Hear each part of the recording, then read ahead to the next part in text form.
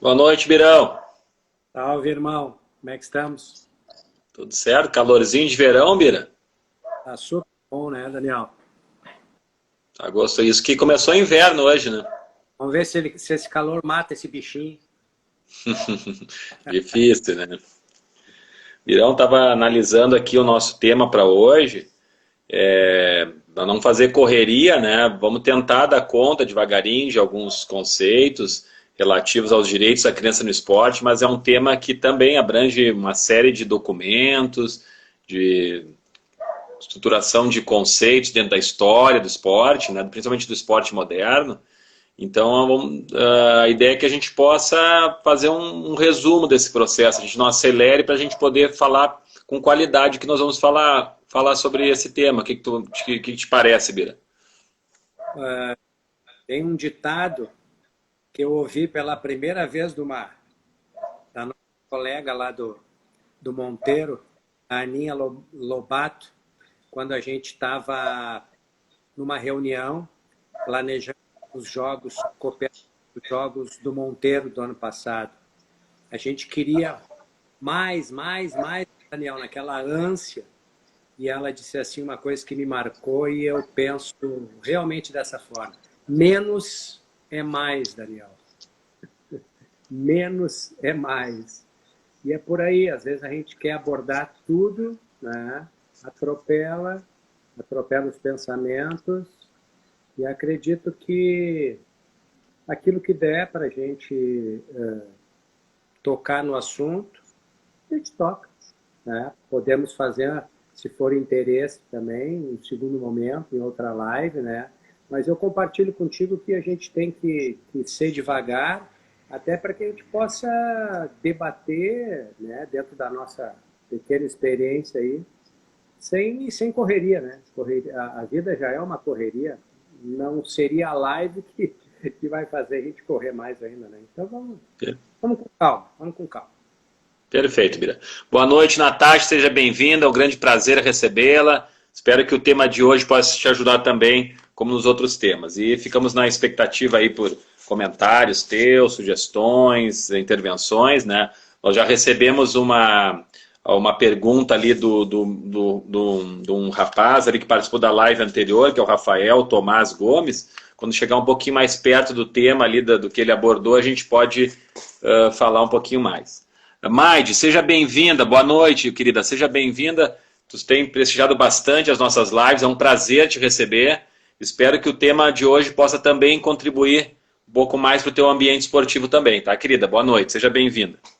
Nós estamos iniciando então agora para falar um pouquinho sobre o tema os direitos da criança no esporte. E para a gente poder contextualizar esse tema, Bira, a gente poderia começar utilizando como referência num processo histórico, né?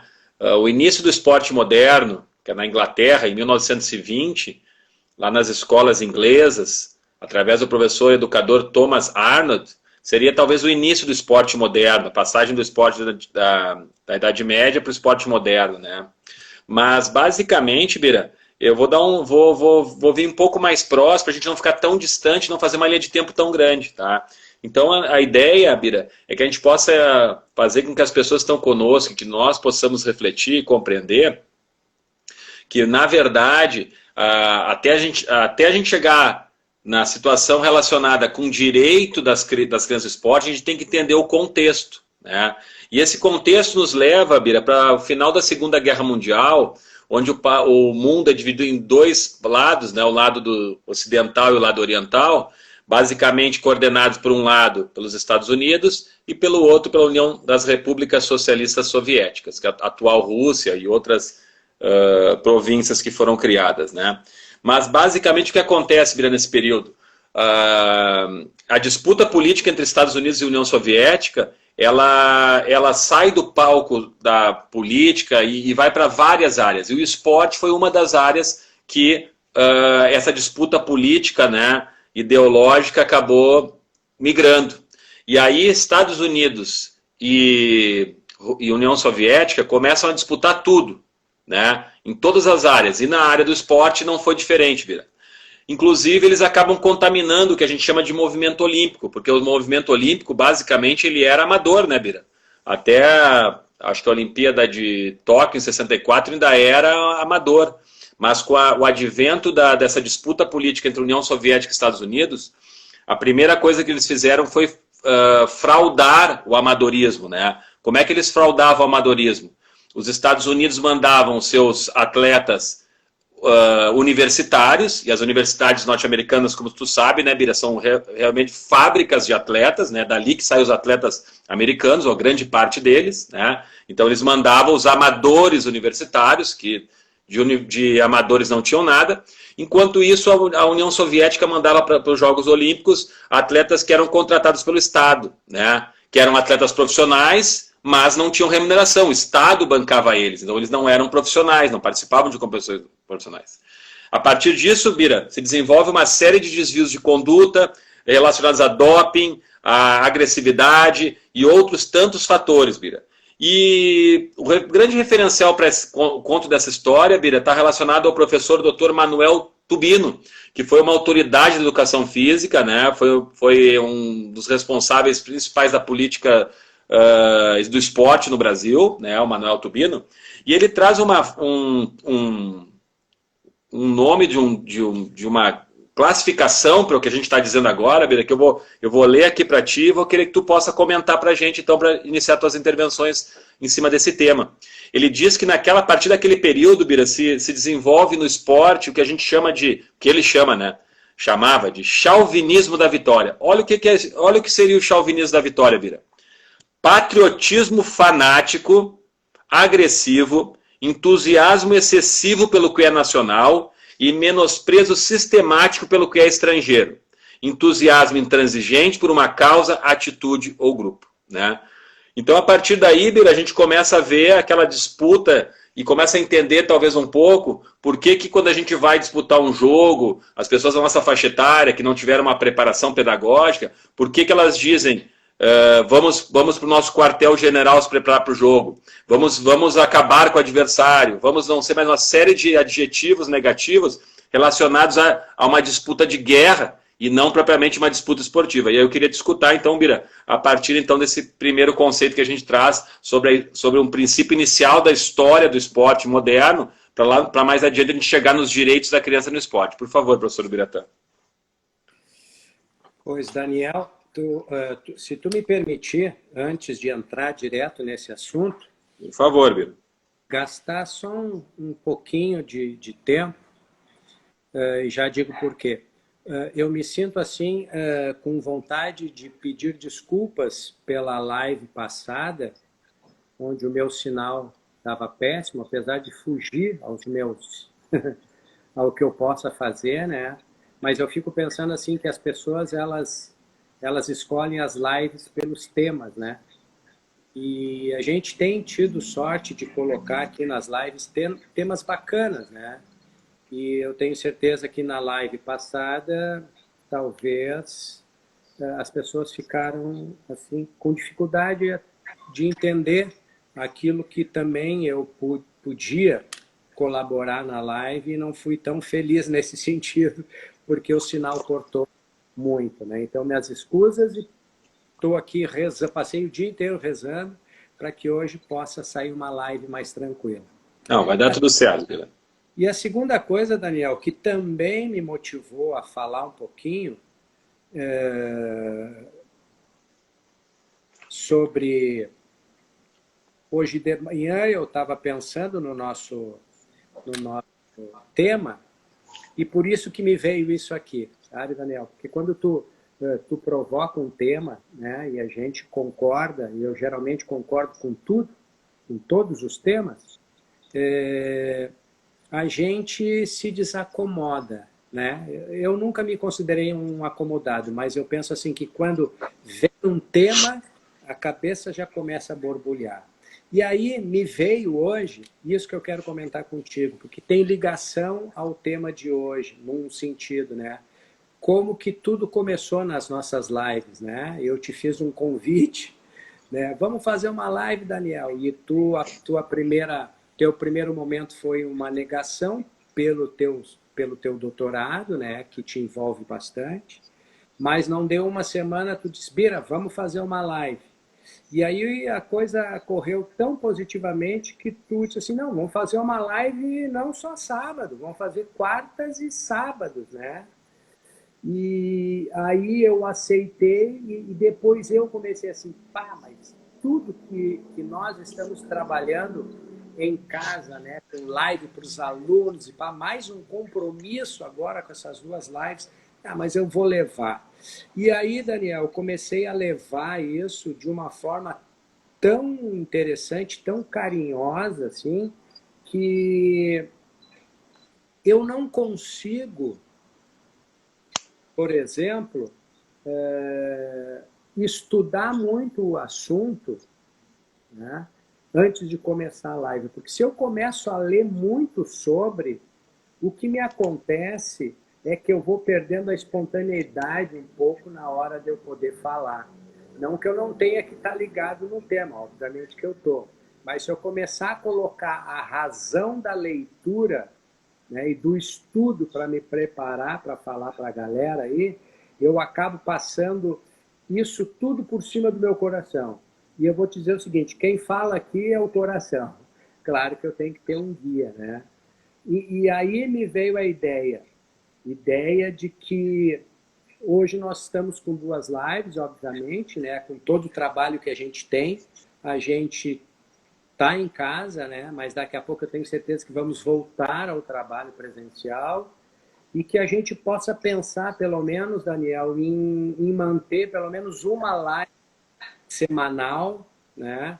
Mesmo voltando presencialmente, porque está sendo particularmente para mim um momento de muito aprendizado, né? Um momento muito gostoso, um momento de compartilhar com as pessoas aquilo que a gente vem fazendo, né?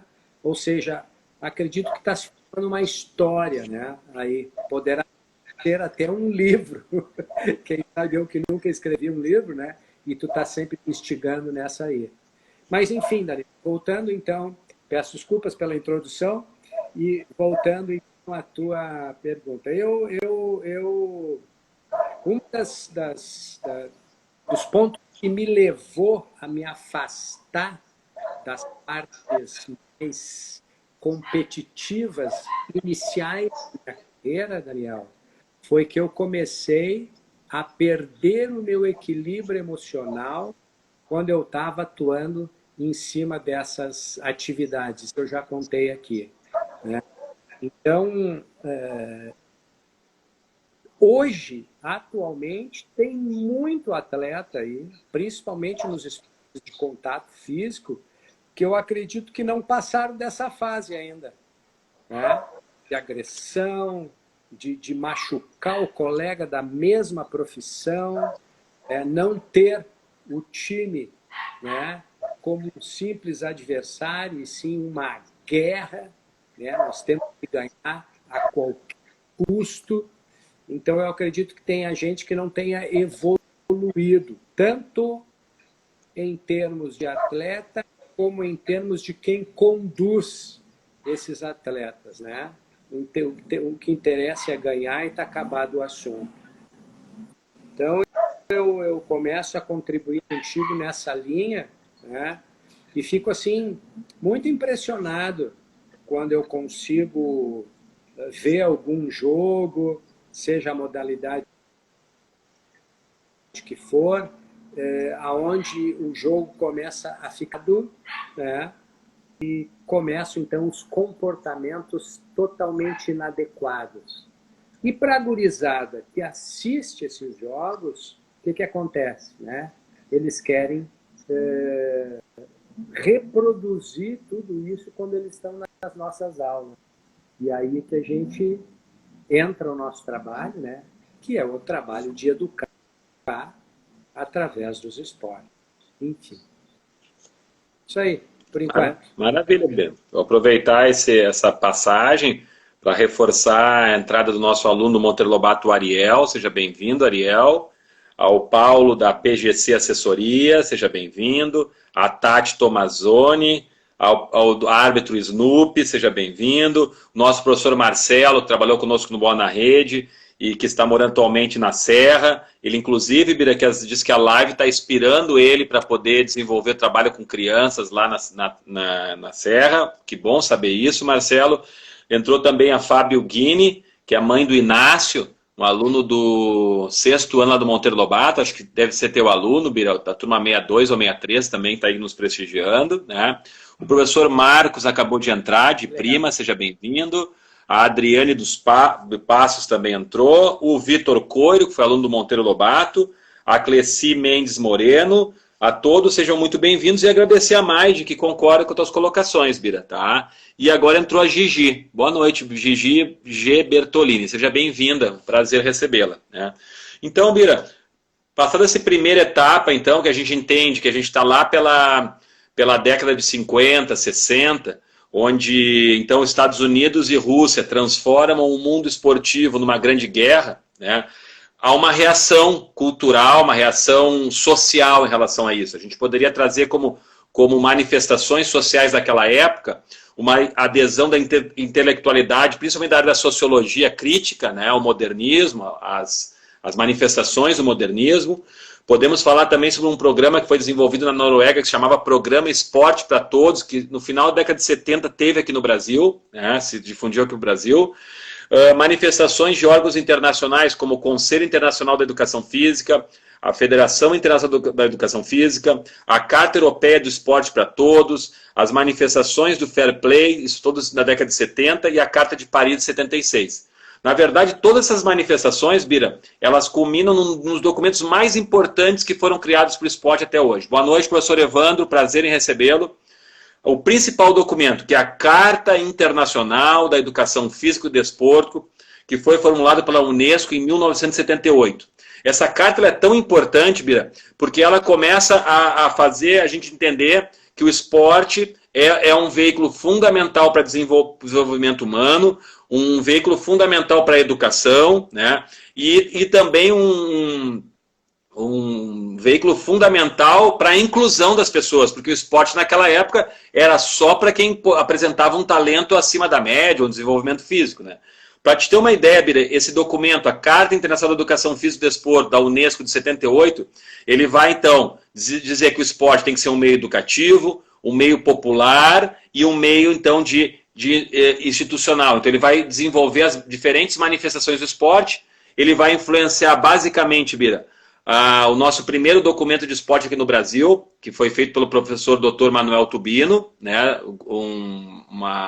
um estudo político do esporte em 1985, no governo Sarney.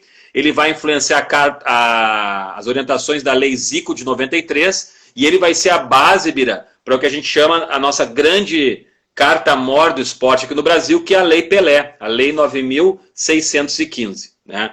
Então, basicamente, Bira, esses documentos são os documentos que estruturam a legislação do nosso esporte, e a gente daqui a pouco vai chegar nas crianças, né, nos direitos das crianças, porque esses documentos eles preveem um cuidado diferenciado em relação às crianças, né? Podemos recordar também os princípios éticos do o espírito esportivo daquela carta que a gente falou na nossa live sobre ética no esporte, né, Bira? Dos ministros dos esportes europeus, orientando de como o esporte deveria ser, uma orientação mais pedagógica do que legislativa. Mas a Lei Pelé, ela é uma lei legislativa, né? E antes de entrar na Lei Pelé, Bira, a gente recebeu, tu me mandaste aqui, uma pergunta de um rapaz que participou de uma live anterior conosco. Eu vou usar essa parte agora, vou fazer a pergunta, vou responder e vou também querer saber a tua resposta, tá? Lívia, boa noite, seja bem-vinda, querida. Então, basicamente, ele diz o seguinte, Bira. A pergunta dele é assim: qual a opinião de vocês sobre o Estatuto da Criança e do Adolescente? O que vocês mudariam na legislação dele? Que lei ficou faltando e qual não deveria existir? O Estado falha em sua aplicação no país? Em que proporção? Bom, eu vou responder primeiro e depois fica à tua disposição para te poder, então, também poder responder essa pergunta. Estamos falando de direitos, né? E a Carta e o Estatuto da Criança e do Adolescente é um estatuto fundamental que faz a legislação de como as crianças devem ser cuidadas, devem ser educadas, ter as garantias básicas das crianças, né? Eu vou ser bem sincero, eu estudei o Estatuto das Crianças e Adolescentes quando eu fiz a minha tese de mestrado, mas o que eu mais me detive foi que ela é muito tímida em relação a orientações para o esporte. O único item de esporte que aparece no Estatuto da Criança e Adolescente é o artigo 16 dos Direitos da Criança à Liberdade, no inciso 4, que diz o seguinte: a criança tem o direito à liberdade de brincar, praticar esporte e divertir-se. É isso que fala sobre esporte ali, né? Então, basicamente, esse é um aspecto que nos interessa porque essa é a nossa área, né? Mas ele pergunta se o que a gente poderia, então, o que está faltando, como é que se... Bom, eu diria o seguinte, assim como as próprias leis que nós vamos falar daqui a pouco da Lei Pelé, o que falta nesse país é fiscalização. É alguém que, porque as leis, se a gente avaliar o Estatuto da Criança e Adolescente, e daqui a pouco nós vamos falar sobre a Lei Pelé, ela é muito clara sobre como o esporte infantil, o esporte de adulto, como esse esporte deve ser desenvolvido, né? Então, na minha opinião, Bira, acredito que a grande calcanhar de Aquiles dessas leis e do próprio Estatuto da Criança e Adolescente são a fiscalização dessas leis, né? Eu sei que o Conselho Tutelar é o responsável pelo Estatuto da Criança e Adolescente em fiscalizar isso. Mas se a gente tem uma série de situações de vulnerabilidade social dessas crianças que não chegam a ser atendidas do Estado, né? Eu fico imaginando isso em relação ao esporte, Bira. E aí eu queria saber, então, a tua opinião sobre essa situação relativa ao Estatuto da Criança e do Adolescente, por favor, Bira. Ô, Daniel, eu não sei se é o meu ou o teu sinal, mas Sim, sim. É o meu sinal, né? É o teu sinal, Bira. Tá, a tua imagem está parada. Nós escutamos a tua voz. Boa noite, Tomás. Seja bem-vindo, meu amigo. Tá sem áudio, Bira. Vai ter que sair e voltar de novo, Bira.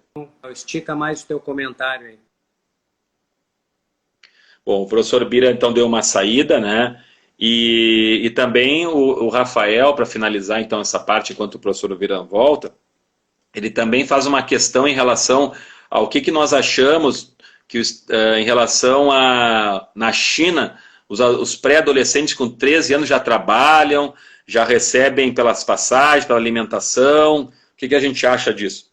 Eu acredito que criança tem que ser criança, pré-adolescente tem que ser pré-adolescente e adolescente tem que ser adolescente. Então, Rafael, na minha opinião, é claro que a gente está falando de diferentes tipos de Brasis, né? Porque a gente tem o Brasil que nós vivemos, né? Nós vivemos como classe média, né? E nós temos também o Brasil de pessoas totalmente à margem da situação social, né? Então, no Brasil ideal, criança tem que ser criança, pré-adolescente tem que ser pré-adolescente, e adolescente tem que ser adolescente, vai começar a fazer estágio lá com 15, 16, 17 anos, essa é a minha opinião, né? Mas a gente tem, infelizmente, crianças com 4, 5, 6 anos no sinal pedindo comida, pedindo dinheiro, né? Porque o Estado não garante uma coisa que é os direitos fundamentais, não só do cidadão, mas também da criança. Então, Bira, vamos ver se a gente consegue te escutar, então, agora, Bira, em relação ao Estatuto da Criança e do Adolescente, por favor, Bira. Certo. Pois sabe, Daniel, que eu acredito assim que eu não sou um conhecedor do Estatuto total, né?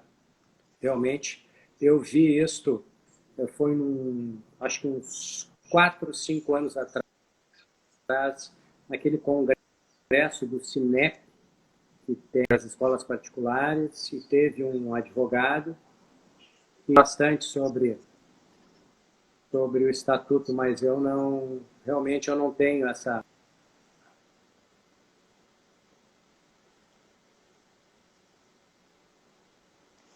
Mas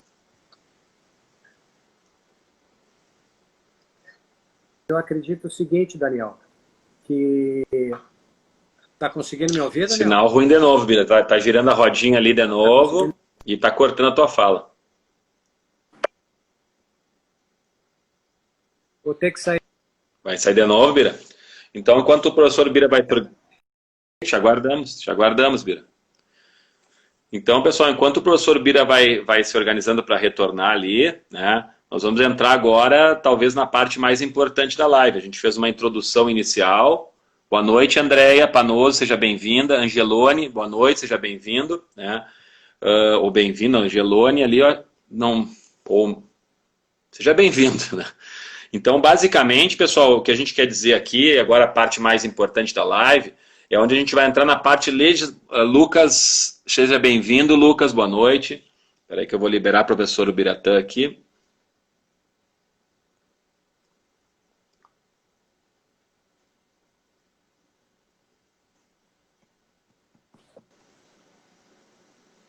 Vamos tentar de novo, Bira? Vamos ver. Ô, Daniel, estou chegando a uma conclusão. Eu sou muito feio, cara. Eu sou muito feio. Acho que as lives não querem nada comigo. Estão fugindo de ti, Bira. Eu tirei do sinal do Wi-Fi, estou no 4G, vamos ver se funciona melhor agora. Agora tá bem, estabilizou. Tá. Daniel, tu quer completar o que tu estava falando aí? Não, não, não. Toca a ficha aí, Bira, toca a ficha. Uma das coisas que eu penso que seria para mim um dos primeiros direitos que a criança teria que ser preservado na criança é dela ser feliz. E principalmente falando do esporte. O segundo, para mim, deveria ser o direito de ser campeão ou não.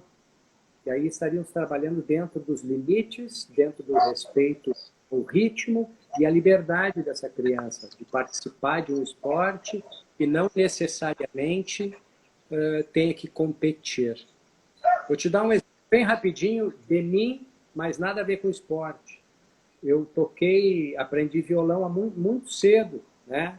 Para ajudar na minha hiperatividade. Minha mãe botou no violão, eu curti um monte, depois, adolescente, voltei a tocar mais um pouquinho, e na vida adulta, a correria era tanta que de vez em quando eu dou uma arranhadinha. Me inscrevi há 3 anos atrás numa escola de música e comecei a reaprender novamente. Mas quando o colega falou assim para mim, o professor da escola de música, olha, professor, vamos tentar, olha, Ubiratã, vamos tentar aprender o máximo de violão, porque no final do ano nós temos uma apresentação no local tal, papapi, papapá. Já não é o meu esquema. Eu não quero me apresentar em nada, eu quero simplesmente aprender a tocar violão e tocar violão em casa e pá. E eu tenho certeza que muitas crianças são levadas a empurrão para competir sem preparo psicológico nenhum. E hoje eu estava lendo um apanhadinho sobre o nosso tema e uma estudiosa no assunto, ela é a doutora Cristina, que trabalha, ela é socióloga, e ela estava falando dos tantos benefícios que o esporte pode levar, mas também ressaltando os maus benefícios que o esporte pode levar a uma criança. Uma delas seria o trabalho infantil. Cortou o sinal aí, Daniel? De novo, Bira, de novo, estamos com problema no sinal. Voltou. Sem som. Vamos lá então. Voltou. Voltou? Voltou. Tá me ouvindo? Tá me ouvindo? Estou ouvindo. Tá, não, estou ouvindo. Falando da questão do trabalho infantil, né? Caracterizado por aquilo que nós já falamos aqui nas lives, né? O excesso de carga de trabalho e os horários também. Crianças com horários específicos, tá? Na qual tem que estar naquele horário trabalhando de uma forma pesada e que não condiz com tudo isso, tá? Então, particularmente para mim, as crianças, elas são respeitadas, né, nos seus direitos, né? Se uma criança quer simplesmente entrar numa escolinha para curtir e não quer competir, não interessa qual o motivo, ela tem que ter esse direito. E cabe ao profissional respeitar. O que ela coloca também é que quem trabalha com essas crianças, quem trabalha, o local que esse profissional trabalha, tem que deixar muito bem claro para eles, os objetivos dos administradores, né, que simplesmente o objetivo é esse. e não propriamente dito eu tenho que entrar numa competição se eu não estou preparado, né? Então, eu acredito que, para mim, particularmente, a criança sendo feliz, praticando aquilo que ela gosta, que ela está afim, com uma cobrança no nível de exigência que ela sustente, está ótimo. Concordo, Bira. E a Maide está concordando contigo, a Maide está contribuindo muito, viu, Bira? Ela já trouxe algumas questões da área da psicologia, da área do direito. Eu vou ver o que eu posso conseguir contribuir, né? Assim, ela fez uma pergunta se as intervenções dos empresários de clube com criança ali de 13, 14 anos, né? O que a gente acha dessa relação?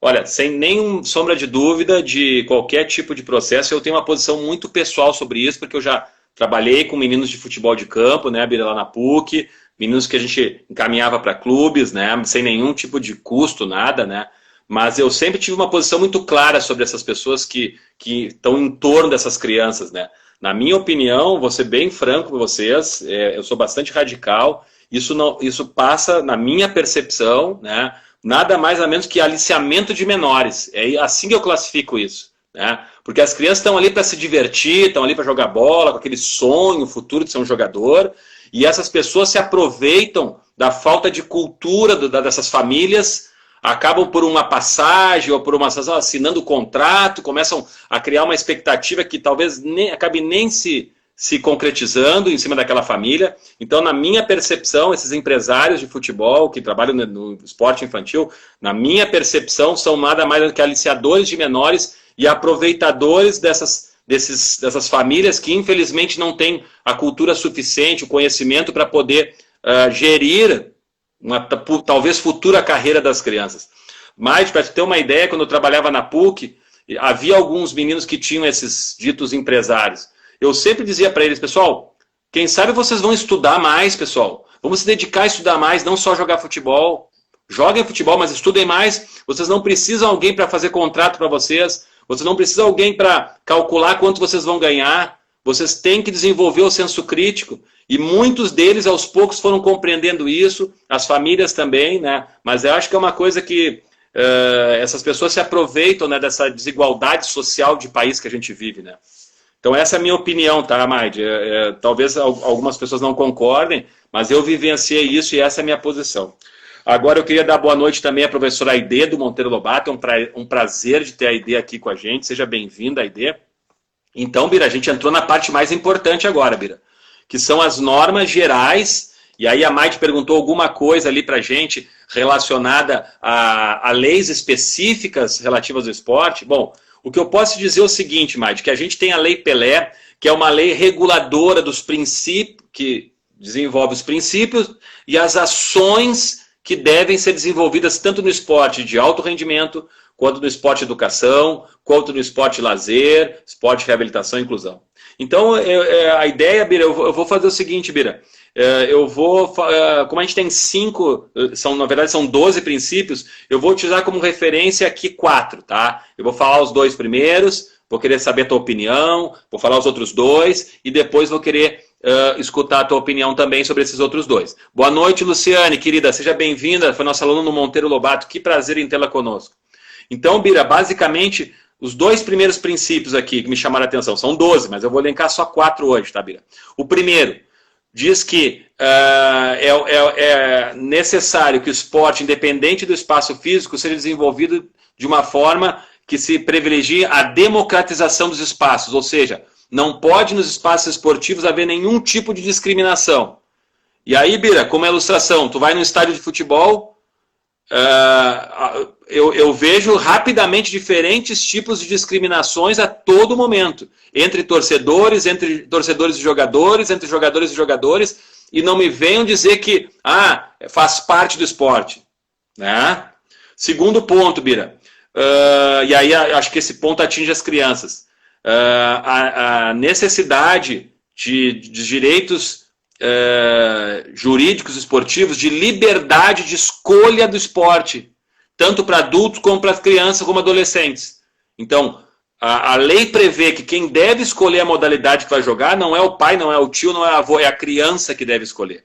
Então, a partir desses dois primeiros orientações legislativas, né, orientação, leis confirmadas, Lei Pelé 9.615, artigo 2º, que prevê esses princípios. Então, esses dois primeiros princípios, Bira, democratização e liberdade, gostaria de comentar um pouco dele?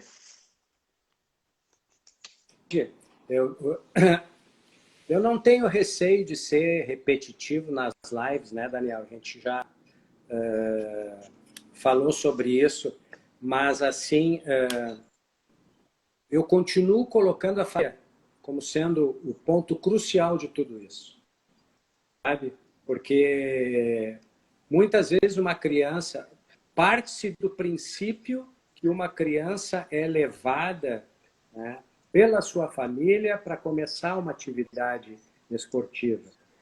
E geralmente, não que isso seja uma regra, geralmente essa criança vai para um esporte a pedido dela mesmo, né? Mas conheço também pais que empurram a criança para um determinado esporte na qual não é de tanto agrado. Ai, professor, como eu gostaria que o meu filho fizesse isso, e vai fazer isso, e vai indo, né? Então, quando a criança não entra, aí eu já entro na questão aqui do número 2, que é a liberdade, né, de escolha. E essa liberdade, para mim, ela tem que ser maior, né? Ela tem que ter a liberdade de escolher o esporte, de sentir livre e de sentir vontade de parar a qualquer momento que ela sinta o desejo ou a necessidade. Mas, infelizmente, nem sempre a família entende isso. E eu te falo isso com bastante propriedade dentro da minha experiência, né, Daniel? Que pode ser diferente de outras experiências daqueles que estão nos assistindo, né? Mas eu continuo batendo nessa tecla, porque eu tive, há bem pouco tempo, aluna, né, federada, né, e que não suportava mais a carga de trabalho, né, de treinos, faltava às vezes de 1 a 2 semanas de aula na escola, por viagem, né, representando o seu clube, e uma vez me confessou que não aguentava mais fazer. E eu disse, então, meu amor, por que tu não para? Ah, porque a mãe e o pai ficam pedindo isso, aquilo, sabe? Daniel, isso, eu vou falar forte, isso é um assassinato a criança, sabe? Isso é um assassinato, isso é uma falta de sensibilidade, isso é uma má educação, sabe? Isso é um... Eu nem sei a palavra, sabe? Porque dá vontade de chamar o papai e a mamãe, né? Mas às vezes tem pais que interpretam como se a gente estivesse se metendo ali na educação, né? Tem que ter muito cuidado na hora que a gente chama os pais para deixar claro, pelo menos, o nosso pensamento enquanto educador, né? Tem pais que fecham os ouvidos quando a criança começa a querer tocar no assunto de uma eventual parada daquele esporte, tendo condições até de experimentar outras modalidades, né, Daniel? E que pudesse fazer de uma forma mais solta, mais relaxante. Porque se não for desta maneira, esses pais vão colher frutos da pior qualidade. Então, essa palavra liberdade, para mim, assim, é muito, muito importante, sabe? Muito importante. A tal ponto que eu uso ela dentro das minhas aulas também. Não essa liberdade. Ah, hoje eu não vou fazer. Não, tem negócio meio aí. Né? Mas a gente tem que aprender a respeitar os alunos da gente. Temos aqui alguns comentários bem significativos, Bira, antes da gente continuar. O Evandro coloca, com muita propriedade, né? O futebol é um retrato fiel da sociedade brasileira. Muito a poucos e nada aos demais. Né? É a nossa desigualdade social absurda, né, Bira? O Marcelo coloca aqui um dado que eu não tinha conhecimento, né? E não vi isso acontecer na prática, Marcelo. Eu vou colocar aqui, mas eu até agora continuo acompanhando isso acontecer seguidamente, talvez num local específico. Ele diz que o Ministério Público proibiu peneiras para crianças menores de 13 anos, né, ou até 13 anos. Olha, eu vejo rotineiramente, claro, atualmente não, porque nós estamos no processo de pandemia. Mas, anteriormente, a fevereiro, início de ano, ali eu vi várias peneiras acontecendo. Mas obrigado pela contribuição, Marcelo. Estamos recebendo o professor André Pérez. Seja bem-vindo, professor André Pérez, da DEIX, da empresa DEIX, né? Professor, mestre na área da educação física. Seja bem-vindo, professor. Mas a Lívia coloca pra gente, a Lívia Luz coloca pra gente um item bem interessante, Bira. Ela diz que já levou o filho em vários tipos de esporte, ele não gosta de nenhum tipo de esporte. Aí ela pergunta, como a família deve agir? Na minha percepção, é através de um aspecto ligado a estimular a criança, né, a praticar, a procurar diferentes situações de estímulos, né, que saiam às vezes do senso comum, né, porque a gente tem normal, futebol, vôlei, basquete, handebol, mas as práticas corporais que a gente aprende na educação física, são aquelas 4 principais, elas são tem muito mais coisas. Podemos pensar em modalidades esportivas ligadas, por exemplo, ao xadrez, ligadas a situações mais... não que deixa eu só retirar o que eu ia dizer agora aqui, que todas as atividades, o cognitivo está trabalhando ali, mas atividades que não tenham tanto desenvolvimento físico, mas que se desenvolvam habilidades psicomotoras importantes. Então, uma sugestão, Lívia, quem sabe fazer uma investigação, procurar outras modalidades ligadas que possam, quem sabe, atender o interesse do teu filho, né? Aqui em casa eu também, eu tenho uma menina que adora futebol, mas a outra não gosta de futebol, e a gente foi procurar e acabou encontrando na patinação uma motivação para uma atividade esportiva. Então eu acho que seria isso, né? Eu acho que buscar alguma coisa alguma atividade. Outra coisa que eu acho que seria muito legal, Lívia, convidar o filho para dar umas caminhadas junto, andar de bicicleta junto. Meu filho, vamos sair para dar uma caminhada. E não deixa de ser uma prática corporal e ainda integra a família, né? Então, essa seria a sugestão. Vamos ver o que ela coloca aqui a partir daqui. Ó. A Lívia colocou, já tentou judô, entre outros. O xadrez, ele até fez e gostou um pouco mesmo. Eu acredito que, normalmente, uma criança que gosta de ficar mais numa situação individualizada, numa situação ligada a desafios mais intelectualizados, e eu volto a dizer que o desafio do futsal, do basquete, do vôlei é tão intelectualizado como o xadrez, não quero, mas que gosta, tem um ritmo diferente, eu acho que seria por aí procurar alguma coisa semelhante, né? Estamos recebendo agora a Martins, Jennifer, e de nada, Lívia, obrigado pela pergunta. Martins, Jennifer, seja bem-vinda. Bira, vamos lá, porque eu ainda quero, no final da live de hoje, como a gente sempre faz, nós queremos, né, Bira? Não, nós queremos sempre dar aquela cereja do bolo, que é aquelas dicas fundamentais sobre os direitos da criança no esporte, como a gente faz pedagogicamente falando. Mas, Bira, outros 2 pontos importantes da Lei Pelé que eu gostaria que tu comentasse, que regulamenta as atividades do esporte, não só na infância, como na adolescência e na vida adulta, diz o seguinte, que o esporte deve ser desenvolvido de uma forma a partir de diferentes manifestações. Então, tem que ter o esporte para quem quer competir, tem que ter o esporte para quem quer fazer lazer, tem que ter o esporte para quem quer fazer prática de saúde, tem que ter o esporte para quem quer se reabilitar de um acidente físico. Então, o esporte, cada forma de esporte tem princípios a serem desenvolvidos. E essa diferenciação ela é fundamental e está regida em lei, no artigo 2º dos princípios de ação da Lei Pelé. E o segundo ponto que eu gostaria que tu comentasse, Bira, diz o seguinte, que o esporte tem a obrigação de garantir a segurança da integralidade física, mental e emocional dos participantes. Quantas vezes num ginásio onde tem criança ou adulto, Bira, os pais não vão a vias de fato brigando? Quantas vezes as crianças não são submetidas a risco da sua integridade mental e emocional, aquele nível de cobrança absurdo, né?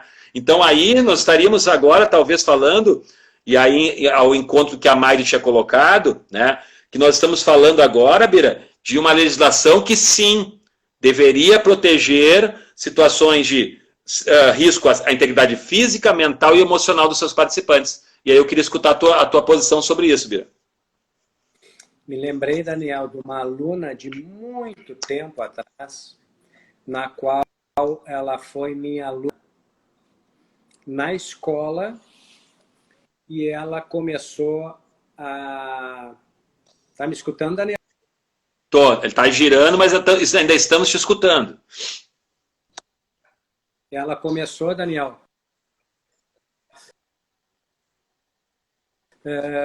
ela era minha aluna na escola e na época que eu trabalhava, naquela época eu trabalhava com natação especial, né? Eu trabalhava com natação em termos de recuperação. E ela teve um problema de coluna, então ela foi para a piscina, eu montei os exercícios para ela, e ela gostou tanto, Daniel, que ela e hoje ela faz travessias, né? As travessias. Isso para mim, Daniel, se encaixa naquilo que nós falamos há pouquinho atrás, ir para o lado competitivo. Tem que haver essa flexibilidade em prática. Bira, né?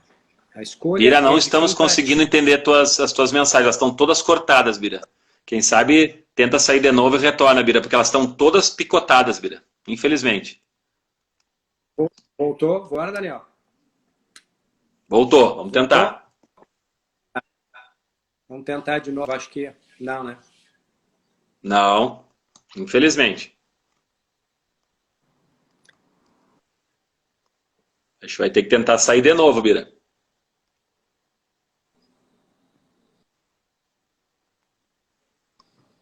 Não escuto. Tá me escutando agora? Enquanto o professor Bira deu uma saidinha para retornar, estamos recebendo aqui Camargo, vamos ver aqui, Camargo, é a Camargo, né? Seja bem-vinda, querida. Seja bem-vinda à nossa live. Professor Jorge Elias, seja bem-vindo, professor Jorge. Que satisfação. Estou com muita saudade de assistir as tuas lives, Jorge. Tu começou assim, fazendo várias lives e agora não tem feito. Eu tô curioso em voltar a ver as tuas lives, tá? Vamos ver o que a Maide diz para nós aqui. Sabe-se de muitos incidentes que ocorrem e ocorrem no meio esportivo, realmente, né? Então, pelo que a gente está observando aqui, a gente tem sim, né? E acho que foi tu que colocaste, né, Maide? Tu está no terceiro semestre de Direito, né? Eu acho que o direito esportivo é uma área bem legal de poder explorar. E quem sabe a gente tem uma representante com conhecimento do esporte para poder ir atrás de a garantia desses direitos, né? Não só dos adultos, como também, principalmente, das crianças, né? Vamos ver se o professor Ubiratã estava retornando aqui. Vamos ver, Bira. Retornou, Bira. A imagem está boa.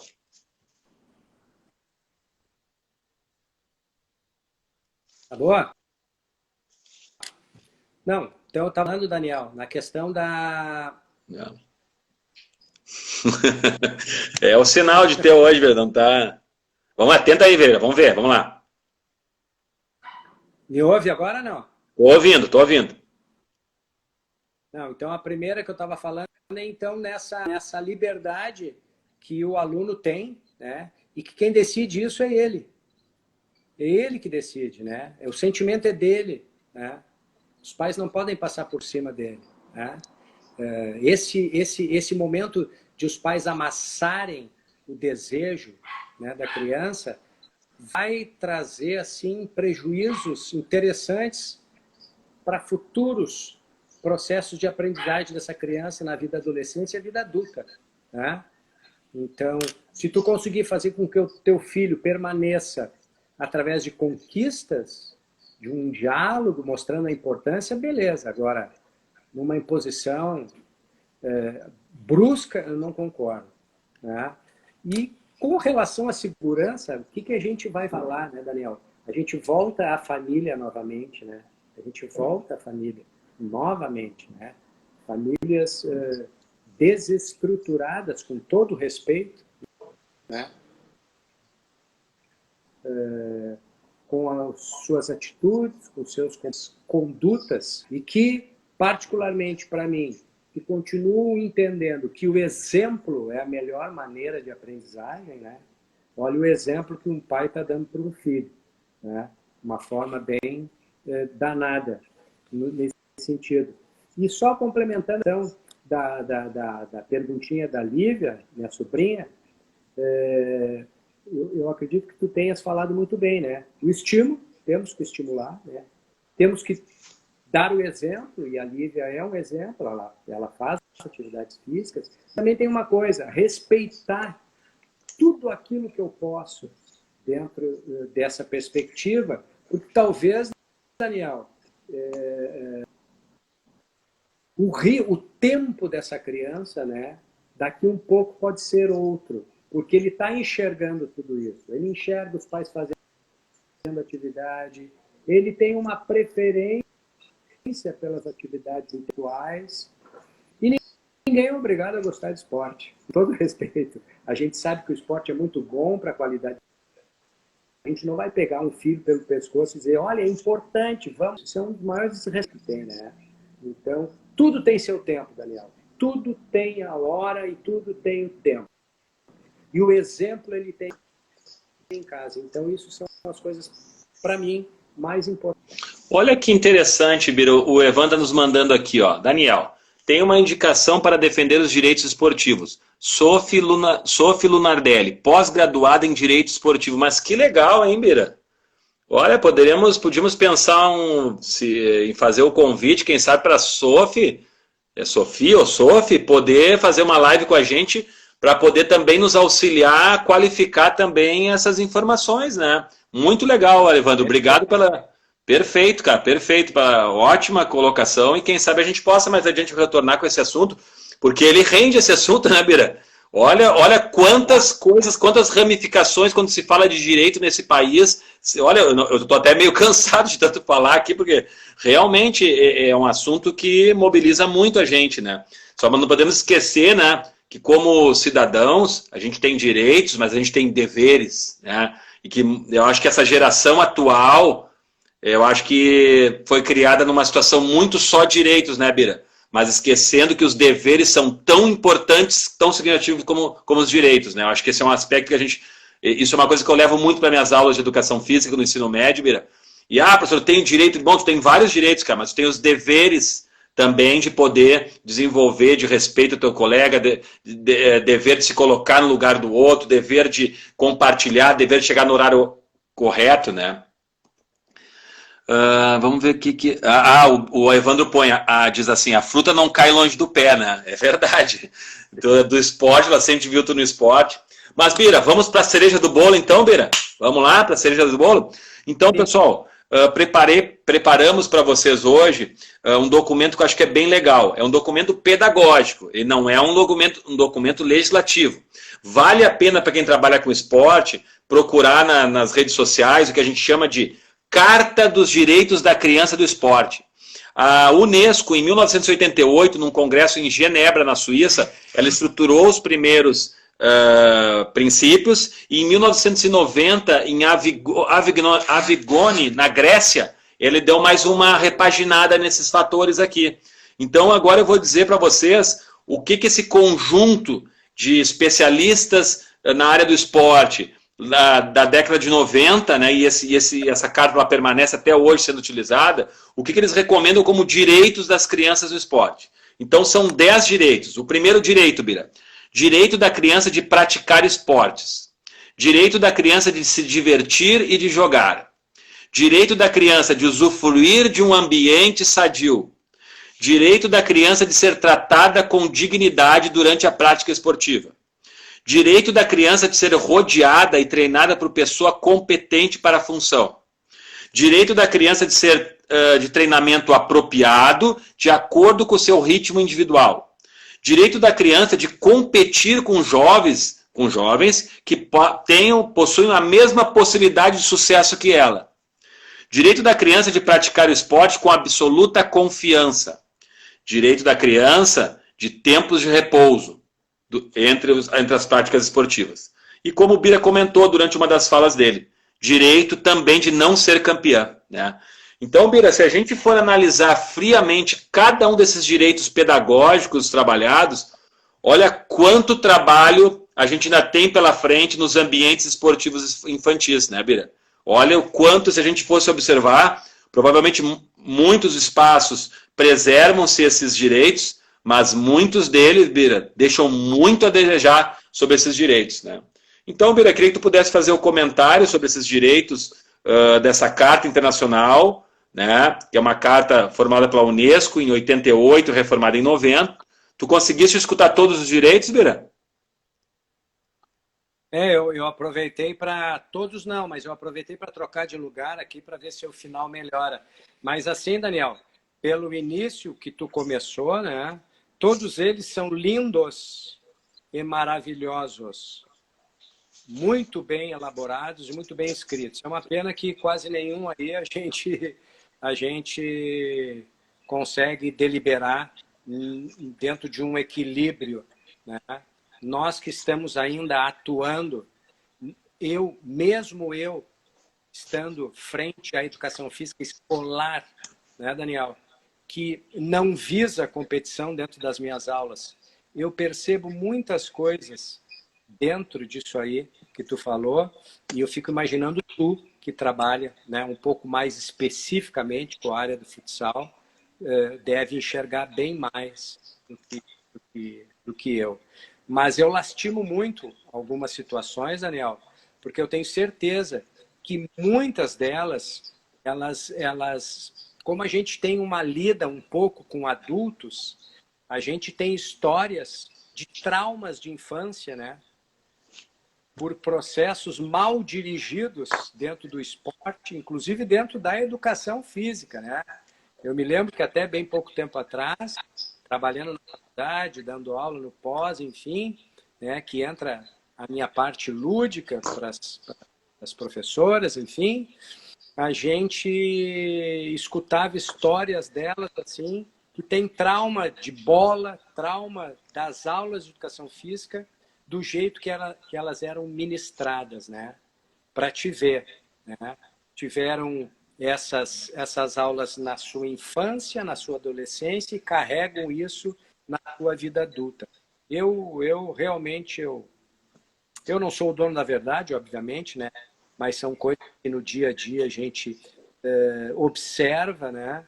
E é por isso que dentro da minha quadra de aula, eu sou muito convicto de algumas coisas em termos de educação para a galera, sabe? E eu acredito que eu consiga, né? E eu sei que é um processo isso, deixar recados para essa gurizada, para que eles possam viver uma vida saudável, né, mais adiante, se a gente realmente pegar eles quando pequeno e ter certeza daquilo que a gente está fazendo. E aí voltamos à história de qualificação dos professores, aquela coisa toda que a gente sempre tem falado nas lives, né, Daniel? Eu penso assim que nosso trabalho ele deve ser uma constante atualização. Mas, como eu te falei, não só do produto, mas sim o autoconhecimento, né? Quanto mais eu me autoconhecer, melhor eu vou conseguir tratar de tudo aquilo que me rodeia. Com certeza, Daniel. No finalzinho estamos recebendo o Rodrigo Scaletti, foi um aluno muito querido do Monteiro Lobato. Rodrigo, seja bem-vindo, prazer em te ter conosco aqui. Para finalizar aqui, a Maide manda uma provocação muito boa, Maide, hein? Obrigado pela provocação. Infelizmente, só fica no papel, é verdade. Mas eu te garanto que nos espaços onde eu me encontro, uma série de mais alguns colegas, educadores de verdade do futsal, a gente faz com que esses valores se prevaleçam. Não só nas aulas, como nas competições. Por isso que o nosso grupo de esporte e educação em Porto Alegre é tão reduzido. Nós devemos ter no máximo 8, 9 escolas, porque as outras escolas, os professores não têm coragem ou não têm conhecimento para botar isso em prática. E a Natasha coloca ali para a gente que gostaria de ver mais lives com esse tema. Que é uma ótima ideia, Natasha. Agradeço, o Evandro também colocou. A Maide pode contribuir com a gente também, por ser estudante de Direito. Quem sabe mais adiante a gente não possa fazer uma live aí com a Maide junto e com a... Como é o nome da filha do Evandro? Agora escapou. Fugiu, mas tá mais adiante. Deixa eu ver se eu encontro aqui rapidinho. É a Sophie. Quem sabe a gente pode aproveitar os conhecimentos da Maide e da Sophie aí para a gente fechar. Pira, beijo no teu coração. Tudo de bom. Mais uma vez foi um prazer estar contigo. Para quem pôde assistir a live aí, muito obrigado. Maide, Natasha, Evandro. É sempre um prazer estar com vocês aí, tá? Quem sabe um dia a gente possa fazer uma live todo mundo junto aí, né, Bira? Com certeza. Um abraço no coração de todos e até a próxima, então, gente. Muito obrigado pela